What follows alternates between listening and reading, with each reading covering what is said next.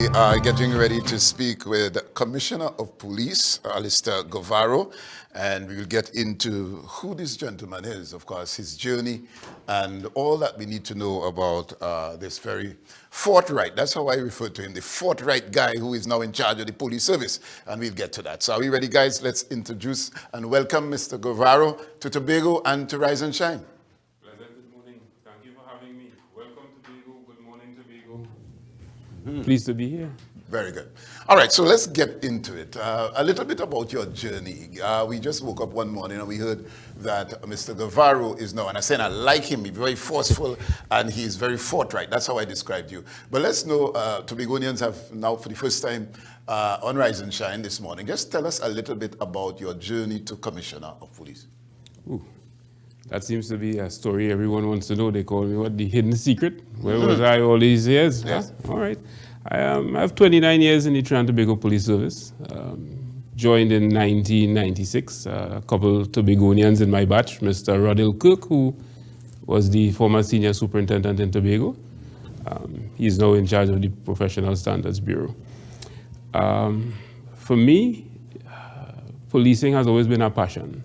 And ever since I was a student of the St. Stephen's College in Princeton, I always envisioned myself as being a police officer. That dream came true in 1996, and after my period of recruit training, I was sent to Southern Division. And I must say that I worked with a number of stellar police officers. The standard of policing was really high. And one of those officers is Miss Jumaane. Yes.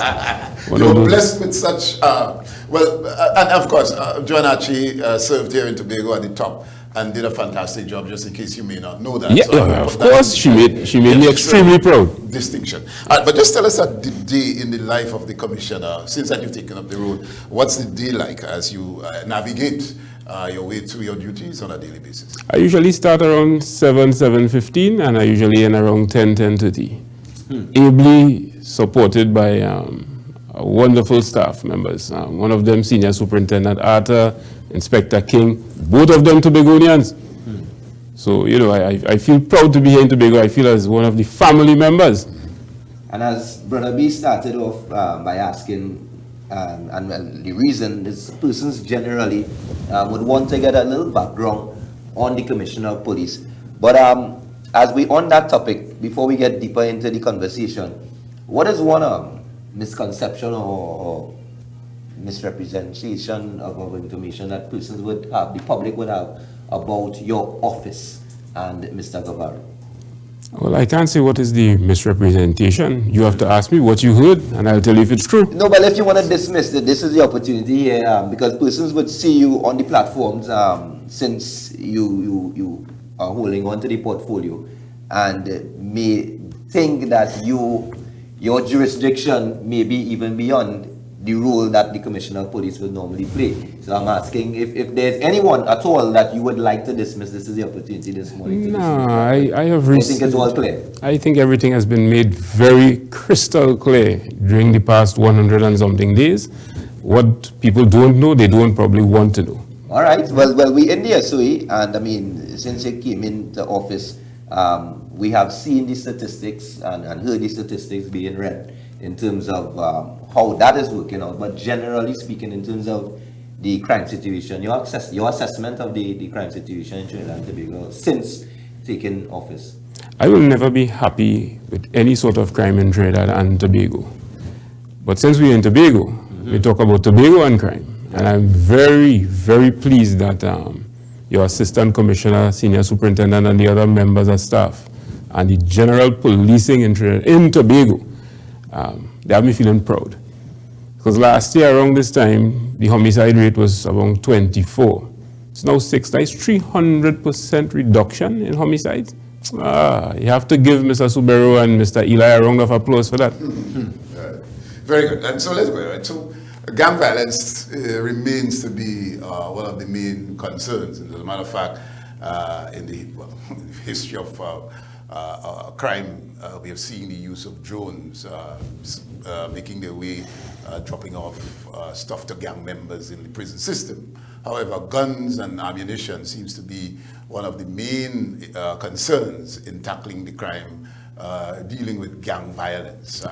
Tobago is no different, even though the crime rate is down, murder rate is down.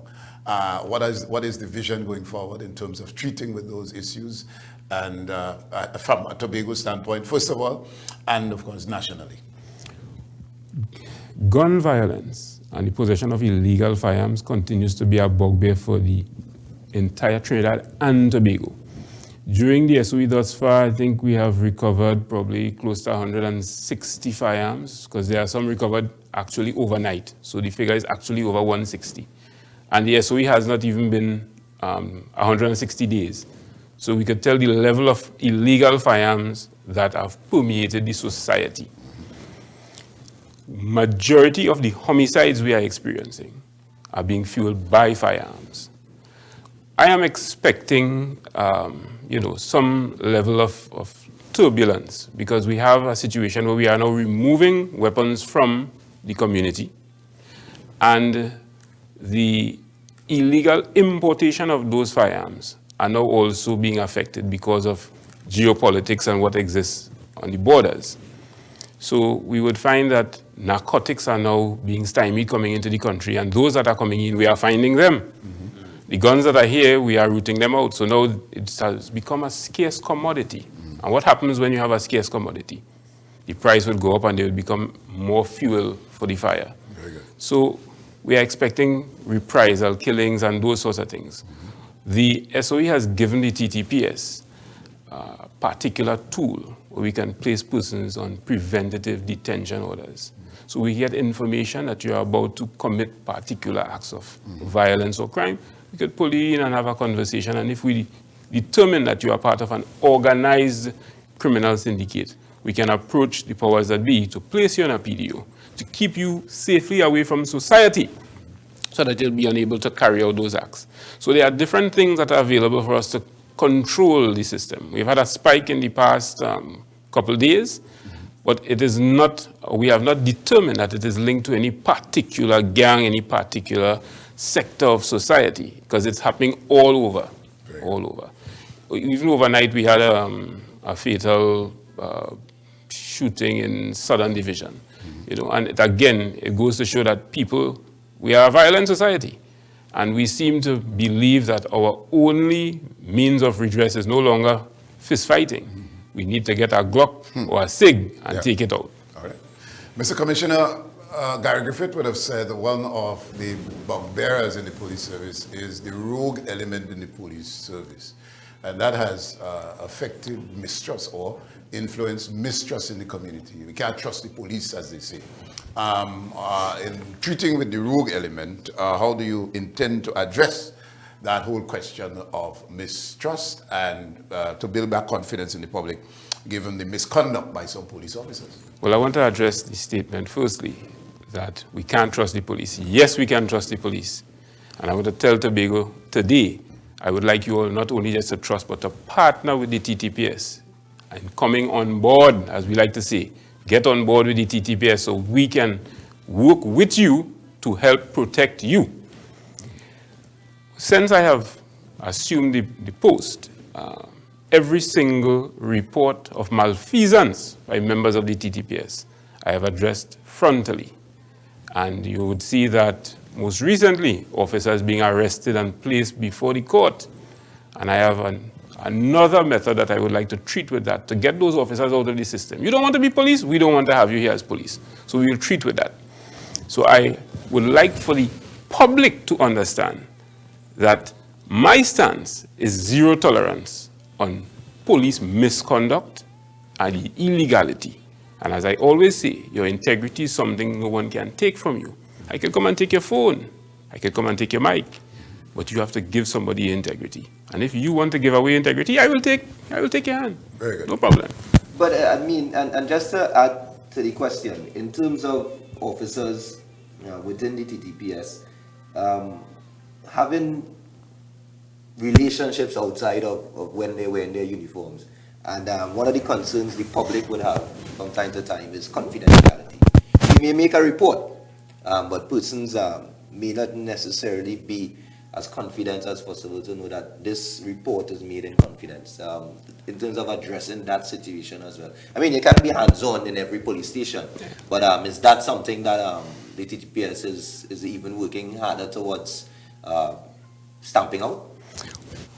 We have seen, particular instances where crime scenes, we see photographs, videos coming out, and it affects the morale of the hardworking officer that some one or two persons take a picture and probably share it on WhatsApp, because now every day everyone is in social media and sharing. So you will see a photo pop up that actually came from a police officer probably who went onto the scene, or a member of the public who was allowed to, breach that barrier and take this photograph. We accept that there are loopholes or holes within the system, but we will treat it as on a case-by-case basis when it comes to our knowledge. We have a DO called 14 of 2000, which is discipline. If it is you are found, we call it weighed, measured, and found wanting, then we will treat it according to the DO. And I understand that these schools, well, by now persons are aware of the arrangement with the schools, because I want to bring the schools into focus now, because from time to time, now persons would argue that long before social media reached this stage, there were fights and violent behaviors in schools, but now because of social media, you're seeing it more often than before. But with the initiative, the recent initiatives with having officers placed in different schools, what is the feedback thus far? And I know Mr. Benjamin is spearheading that project, but what is the assessment thus far? And just entirely dealing with young persons finding themselves involved in, unfortunately, gang activities and stuff. Is that something that you prioritizing in terms of nipping in the bud? I'm not sure if you're picking all these people, but Mr. Benjamin, another stellar Tobago officer, right? And he is heading the initiative of school-oriented policing. In my initial assessment, very successful initiative. So much so that I heard Tobago wanted to get on board. We have 2 schools that have already been brought into the fold. It is something that we'll continue to monitor, analyze, and as time goes, there may be schools that we are in right now that we probably don't need to be in, and there are schools that we may not be in that we may need to be in. So we will tweak this situation as it gets along. All right. I'll get further into the initiatives that you would have introduced within recent time. And let me ask you right away, which of them have been you're most proud of since taking office? Each of them equally, because they each play a pivotal role in how TTPS is viewed by the public and how we interact with the public. At the airports, as the gateway, the international gateway to Trinidad and Tobago, school-oriented policing. Part of the initiative there is to show a presence and a preventative methodology, but I have seen that my officers have now begun to interact with the children on a different level. So you gain that trust. It's no longer an anti-police, we versus them. They're fixing the children tie, Exactly. Yeah. All right. The Tobago, I don't know if this is nationally, however, the police in community outreach, I should call it that, it has introduced community football, a social way of building trust, should we say, using the word that we spoke to earlier, and so on. In Tobago, it's happening. I don't know if it's happening. Are you a footballer, and are you going to be a part of a team that we could have the community that Juby plays football with to give all a good cocktail? Let's talk about those little social entities that contribute to building good relationships with the community, because you want to be able to trust the community that can give you information. Let's say you tackle you and you fall down, I'm going to pull you up here and you have a fellow over there, I find you come in and so on, and that sort of thing. Let's speak to those little entities. Is this part of national outreach, or is it just Tobago? Sport has always been part of the TTPS outreach in terms of community. Places like Moruga, Tobago, those rural areas, and even in the greater suburban areas, the built up. Myself, I am not a footballer. I've always considered going out on the field and kicking a football as a spectator sport for me. Okay. I ain't want nobody break my foot. All right. My sport is hunting. Hunting? Yeah. Really? My sport is yeah. Well, hunting season open. I have plenty good to eat and make cassava home and thing. You can come and help shoot me then for me? I have 15 dogs. I could bring a couple of them to Tobago and have them here, you know. Yeah. All right, good. So I just wanted to break the ice a little bit to come back to this whole question of technology and the use of technology in fighting crime. I mentioned earlier that you had where them fellas dropping off using drones. 626, if I can recall. We have never had that yet, and I'm asking, I've asked this question before, and I ask, since that you're here as commissioner, is there any intent to use the technology? You don't have to tell me, because if you tell me, the bandits going to know, and they're going to say, all right, the police using more technology and so on. Use of technology in fighting crime. Technology is very important, especially in this modern time in fighting crime. I heard a comment by the minister, and I don't wish to speak any further on it, because then you will be asking me to speak about something to alert the members of the public what we have coming. I also heard the Commissioner of Prisons speak particularly as to the problem that seems to be permeating the maximum security prison in Aruca and the hundreds of drone drops that are taking place there. It is worrisome to me as the Commissioner of Police that persons decided to breach that sacred space. And we have embarked on an initiative, and we have had 2 very successful exercises where we have actually interdicted them during the drone drops and recovered lots of contraband items that were both being attempted to be smuggled across prison walls and those that have already been dropped over the prison walls. So it is an all of law enforcement approach in treating with that problem. Prisons and the police seem to be, gelling in terms of getting that situation under control. Okay, and as we on the topic of technology, so one, again, Mr. Benjamin again, and forgive me. You'll love to bring in Junior Benjamin, but I know he was part of this initiative in the Tuna-Puna-Piaco region corporation with these cameras. Eagle Eye. It was in collaboration with the business community. Eagle Eye. Right? But why I brought up that is, from time to time, we will hear about cameras being installed in different places throughout Trinidad and Tobago. What is the latest with that? Are we getting closer to full efficiency with regards to that? I mean, we as the ordinary folk don't necessarily want to be policed in terms of our privacy and that kind of stuff, but we living in a time now where, as you mentioned earlier on, the state is a violent state, and we're seeing a number of activities that more or less is going out of hand. Where are we in terms of CCTV footage and the full rollout of that, and without giving too much information, of course? Okay, so we are nowhere close to London, which is, if you step off from your house on any given day, you would be under CCTV camera footage monitoring until you get back home. It is, I should call it, pleasing to me to hear that the business community, and I would like to urge the Tobago business community to, as they would say, trump and follow suit with the Tuna-Puna business community that introduced the Eagle Eye. But apart from Tuna-Puna, you also have Sandy Grandi Business Association. And I was pleased to have visited there recently on Republic Day and was shown the system that they have in place.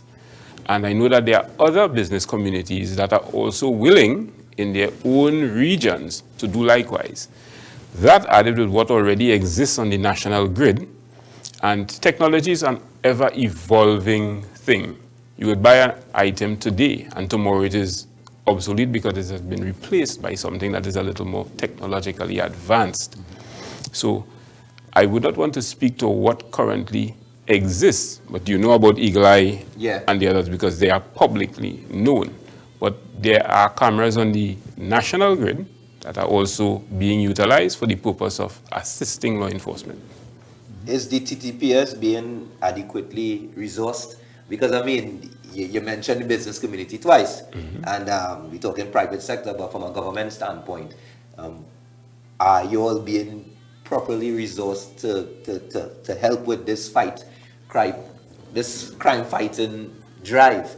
And also, while you're answering that particular question, the body cam situation, are we in a better position too? Because I understand that the Minister of Homeland Security would have spoken about it recently, and it kind of raised some concerns in terms of are we Is it that we have a shortage and not enough officers can be equipped with these body cams and so on? All right, so let me deal with the second part of your question first. There was a contract in existence in 2023, latter part of 23, 2024, that dealt with the acquisition of, I think, 3,500 body cams. Upon examining that particular contract and looking at the model of the cameras, it was determined that the cameras could be sourced at a much lower price. And I just want to use the figure. Let us say it's $8,000 for a body cam, and you're seeing it online for $2,500. We don't see the necessity to place burden upon the public purse, taxpayers, you and I, to purchase an item for such an exorbitant price, which could be sourced at a lower price. So hence the decision was made to go back to the drawing board and try to procure items at a lower cost, savings to the public. That's one item. We, however, have some older cameras that are still usable, and we are now reappropriating them to the particular areas that they would be most effective. All right? I myself, I have used body cameras in very innovative ways. I did an interview with an attorney and a suspect using a body cam. So I would urge officers out there that it is not something to be afraid of. It is something to embrace because it shows transparency and rests again in the realm of your integrity. So your decision to utilize, and in times when I don't have a body cam, I use my phone, you know. Well, I'm looking at your posture and understanding if you have a body cam on your tie. Nah. I just use my phone. Okay. So, yeah. All right, Commissioner, we're getting ready to close, but okay. I must ask about the recruitment, and while officers are on duty, the job of policing is very stressful in terms of psychological evaluation, mental health issues. How often given that you're now the new commissioner, is there a drive to ensure that officers are mentally stable in when they have to go out there to do their job? They can't fall out last night with their girlfriend and go out there and take it out on somebody. The first time they will say, oh, it's a hand or a cuff and so on. In terms of resolution, before you get angry, before you lose yourself and so on. So evaluation is critical as far as from mental health standpoint.